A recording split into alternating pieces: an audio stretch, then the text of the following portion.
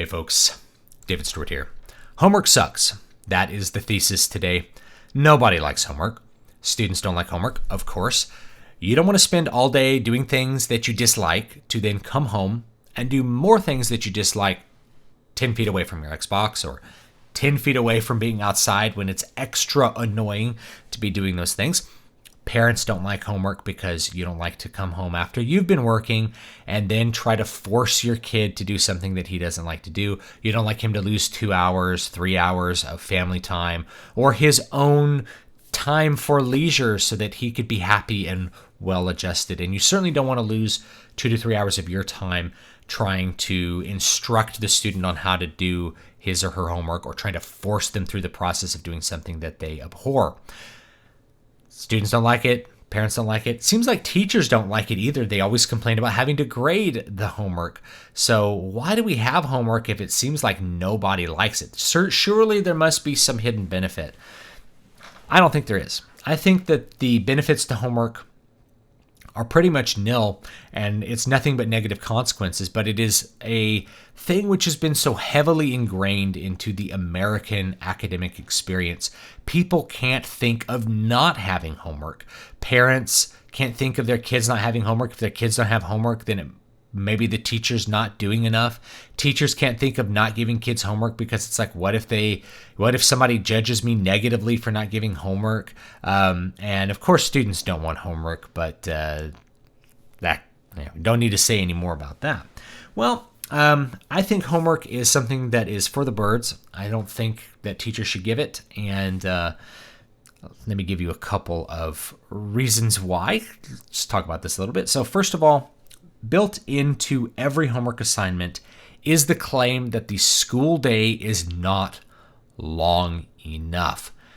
There's been some legislation introduced recently in a couple states, I think, to lengthen the school day to like 8 or 10 hours. And people find this abhorrent. They're like, no, you can't make kids go to school for 10 hours. It's like, we already make them go to school for 10 hours. They just go to school for 10 hours with the teacher for like 7.5 hours and then with their parents for 2 hours. So yes, parents of public school kids, you are still engaging in homeschooling because you have to teach them how to do their homework when they come home. That's the reality. So built into every homework assignment is a claim that there's not enough minutes in the day and not enough minutes during whatever class period you may be dealing with in order for students to do all the work that's necessary for them to have mastery over the subject. So when you get down and you get this claim that there's not enough minutes and you say, well, let's lengthen the school day because, that'll obviously, if it's not long enough, kids should just be at school longer doing their independent work, right? Everybody starts to react negatively against that, which means you need to fundamentally challenge the claim that there's not enough minutes in the day or that those minutes in the day need to be filled up with independent practice rather than other things. So just a quick little clarification of some terms. There's different ways of instruction. One is direct instruction where you're like giving a lecture. One is guided practice, which is where a teacher is helping a student do the process while they're doing it, giving them feedback as they're doing a process, say like doing a math problem on the board would be guided practice. Independent practice would be just doing the math problems out of the book, doing something repetitive on your own. And I don't think every subject can even benefit from independent practice. Just for instance, math, you could probably get a lot of benefit from independent practice. Maybe math classes should be longer. If there needs to be an additional 30 minutes of independent practice for every student per day, well, then math classes by themselves should just be longer, right? That makes sense, but you're not going to see anyone agree to that. When it comes to history, independent practice does virtually nothing because it's a subject area only. It's a knowledge subject rather than a practice subject like math. So there's really no reason to ever have history homework other than to read over your notes. And if it's like, well, they need to read the book on their own, then what are you doing in class? Are you presenting additional information in class or the same information again? You should just do one or the other. So there's a bunch of subjects where, independent practice is just not really going to do a lot. Independent practice for reading might do something, but Kids could read anything that they like to read and get that independent practice. They don't have to be reading, reading stories that they hate and answering annoying questions about it in order to get that independent practice going. And then most of the time, it ends up being guided practice. If you have kids and maybe they're in public school, a lot of cases, kids bring the homework home. Dad, I need you to help me with my homework. So the dad has to figure out how to do the homework and teach it to the kid. And it's like, is the teacher teaching you during the day to then make me have to do this guided practice with you at home? So that's kind of what you end up with homework, is a claim that there's not enough minutes in the day and you just lean on the family to do the rest of that. Which brings me to the next point, which is when you grade on homework, you are actually creating a reward and punishment system that has virtually nothing to do with mastery over the subject matter. It's not an assessment. Homework by its nature is not an assessment because it's open-ended and because it's practice in nature, especially with something like history homework. That's not an assessment in any capacity. An assessment being an ability to test one's knowledge or mastery of a subject. Instead, that comes at the test when somebody has to put the book away and recite from memory what they've learned in their history class, or perform the problems without access to the book to tell them how to do it. Homework is not an assessment. Homework is practice. So when you grade on homework, you are putting into the grade, which should be a certification of the student's mastery and knowledge over subject area. You're building into that a behavior reinforcement, which is the behavior of going home and doing homework, bringing it to class, turning it in. That's what you're grading the student on. And so to that end, you are going to be distorting the meaning of grades. I've known many students over the years who graduated high school and then went to college and had an absolutely brutal time at it, where they got maybe straight A's in high school and then they got to college and they were C's and D's, and they're like, what happened? It was like those A's that they got in high school actually didn't mean that much. The grading was so soft and was so leaned on things which don't actually assess mastery that the grade ultimately led them to an improper conclusion, which is that they had actually achieved enough mastery to prepare them for university level study, and that wasn't the case. They needed more remediation before they could go on to high level university work. So this is a problem, I think, in distorting the meaning of the grades, but it has even bigger effects. So besides the fact that you're going to punish students who don't engage in this behavior, you are rewarding and punishing basically a personality trait when you get up to the higher grades, which is conscientiousness, the ability to do things which maybe like have delayed gratification, which are unpleasant for a certain amount of time. So you reward people who have a high degree of conscientiousness, and you punish people who have a low degree of conscientiousness, which is an odd thing to do. That would be a bit like rewarding and punishing some other personality trait. So you end up rewarding and punishing this personality trait, or you end up rewarding and punishing the degree to which the student's parents are involved in their academic life. If you have parents that are really concerned about how their student's doing in school, they're very diligent about making sure their student does all their homework every day. They make the kid take the homework out of the bag. They look at it. They make the kid do the homework. Then that improves the student's grade. That's basically a grade towards the parenting of the student. And the student who has a parent who just doesn't really care that much, well, then they get a lower homework grade because the parent doesn't make them do the homework at all. And of course, there's an equity issue with this, because when you break this down by, say, race or class, you're going to see some differences, mainly that the middle and upper class whites and Asian families tend to be very conscious of what their students are doing as far as homework and tend to be very involved in that. Whereas those who are lower on the socioeconomic scale, their parents are less involved, either because of a fault of their own or just because they're really busy, like working other jobs like retail or something like that requires an offset of hours where they're not with their kids forcing them to do homework. Lots of reasons why people that are outside of that standard middle class demographic aren't, it could also not be part of their culture. I've met many parents that come from out of the country where this idea of doing homework and making your kids do homework and being highly involved in their academic life is just a foreign concept. It just makes no sense to them. They go to school, that's where schooling happens. They don't do that here. When they come home, they're doing home stuff. They're doing stuff with the family. Or it could be, you have parents who are immigrants and they don't really speak English very well. If they don't speak English very well, even if they are reasonably educated in their home language, it's very difficult for them to help their son or daughter to complete their homework well, because the language barrier is a barrier for all subjects.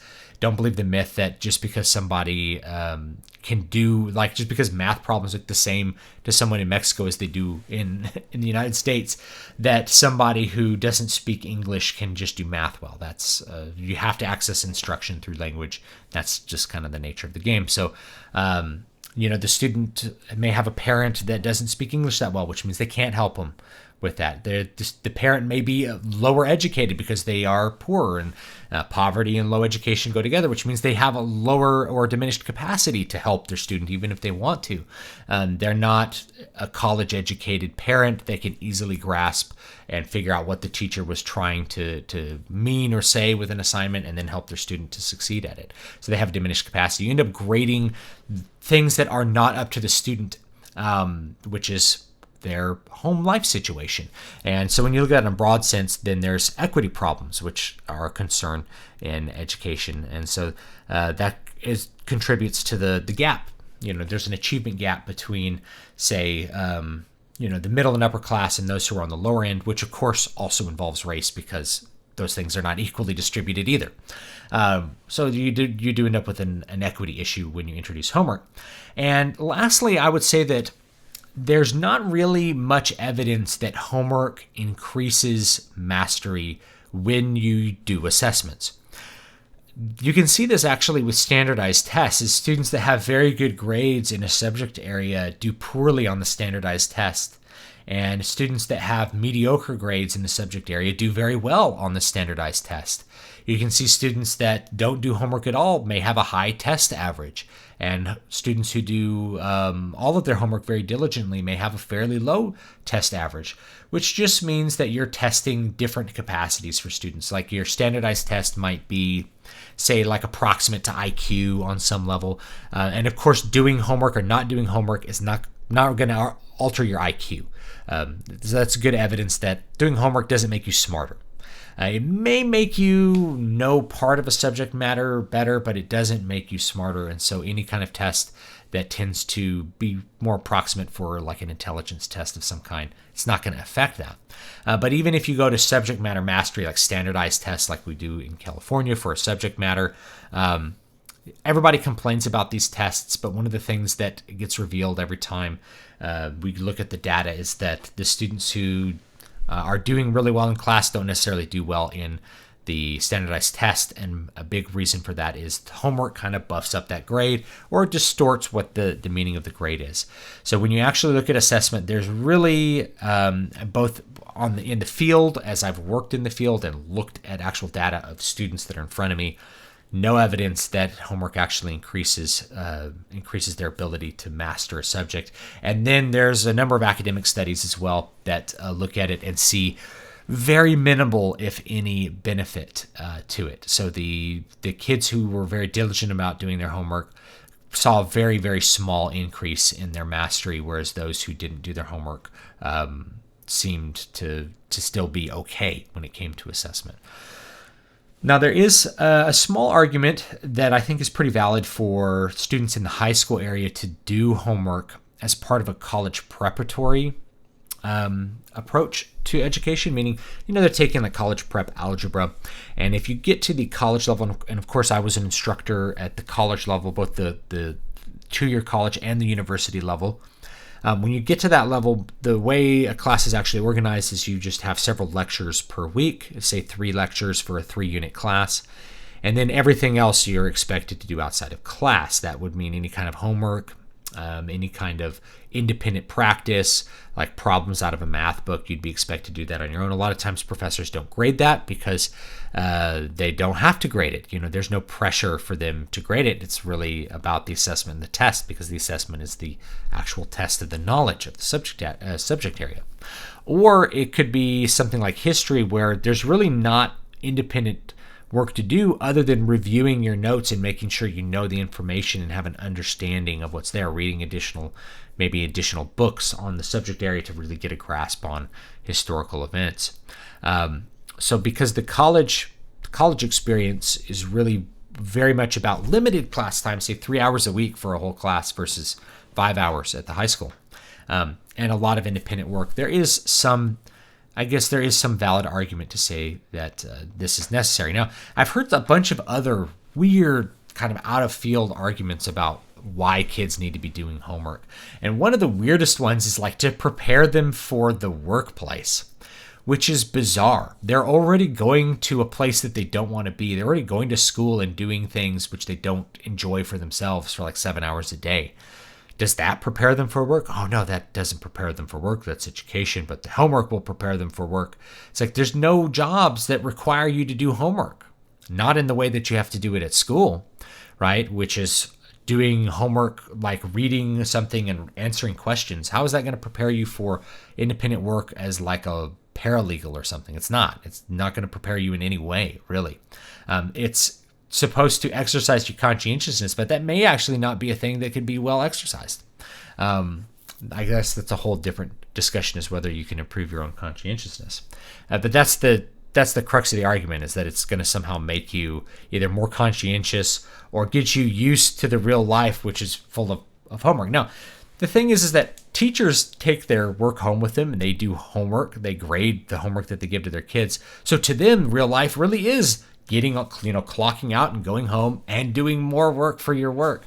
But for most people, that's not the case. Even if you're an auto mechanic, you do have to do additional training. Maybe you may attend an additional training for something, but that's so different from homework that it really should never be considered in the same category. I've never met a business owner who goes home and then like does homework. It's like, well, the business owner does work for the business. It's not homework. You either do it at the business. Even if you're doing it at home, it's not homework. It's just things you have to do. Like, man, I got to look at the books and fix those. I work out of my home. Am I doing homework? No, I'm not doing homework. I'm just doing work. Homework is something just completely different from that. It's a bizarre argument that I get, but I guarantee you somebody in the comments is going to try to make that argument to me, that like, hey, we got to do homework to prepare these kids for some real life. It feels like such a boomer thing to say that like your academic homework is going to prepare you for the real life hardship of having to do work outside of the clock. It's like, not really. And that's not really how real life works. So anyway, homework sucks. Nobody likes it. So why do we do it? I say we get rid of it. And if you challenge all of the assumptions that are built into giving someone homework and you realize that most of them don't really add up to anything, well, it's time for homework to go. I'm a person, and I'm going to give you some of my experience to kind of close this off.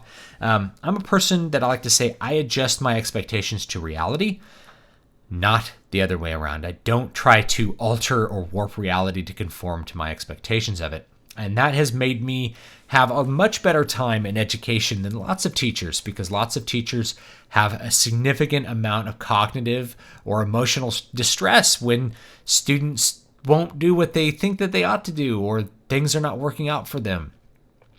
Just as an example, I've been a band director, and you think, well, you're weighing in on homework as a band director. Well, if you were ever in band, your band director's constantly harping on people for not practicing enough. Practicing is homework. It's the same thing as doing math problems, right? So why aren't the kids practicing? I looked at it like this as a band director. Just took a step back and I've been like, okay, I'm harping on kids to spend 30 minutes a day practicing. They don't enjoy the practicing. Why are they in band if they don't enjoy playing their instrument? As somebody who loves music or loves playing their instrument, practice is a joy. So why aren't the students doing it? Well, the reality is that they're in band for reasons that aren't just they enjoy playing the act of playing saxophone. There's social reasons. They're there with their friends. They enjoy the sound of themselves being part of music. They don't enjoy being on their own, listening to themselves by themselves in a room all alone. It's just not something that a lot of people enjoy.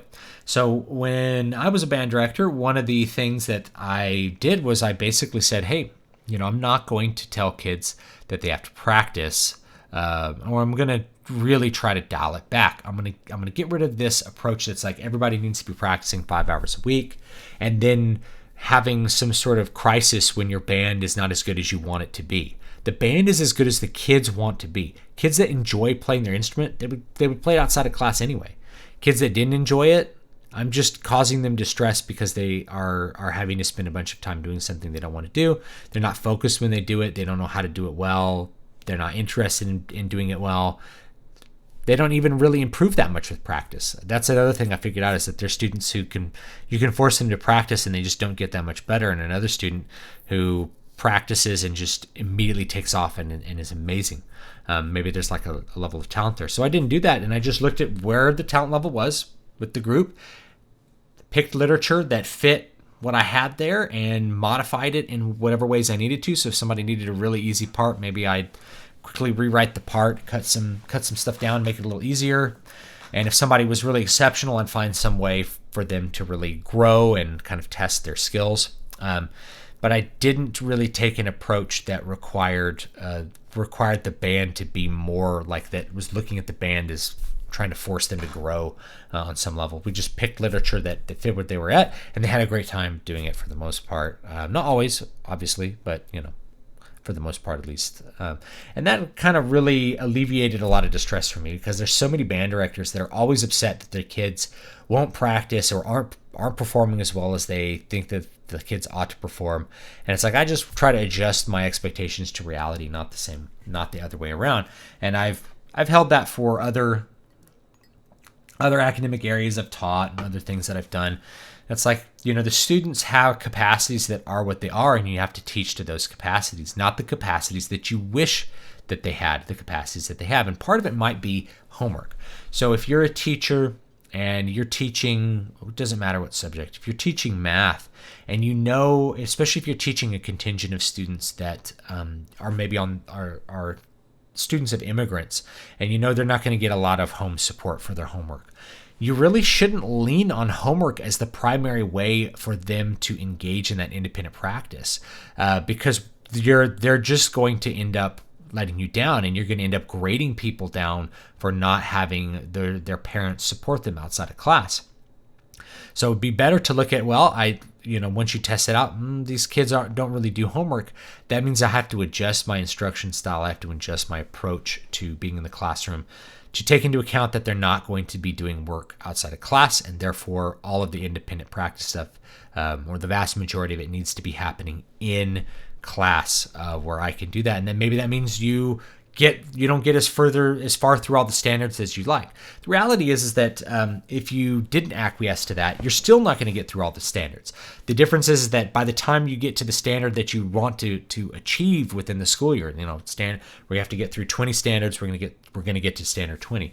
By the time you get to standard 20, everybody's failing because you've refused to slow down your instructional pace to meet the vast majority of the students that are there.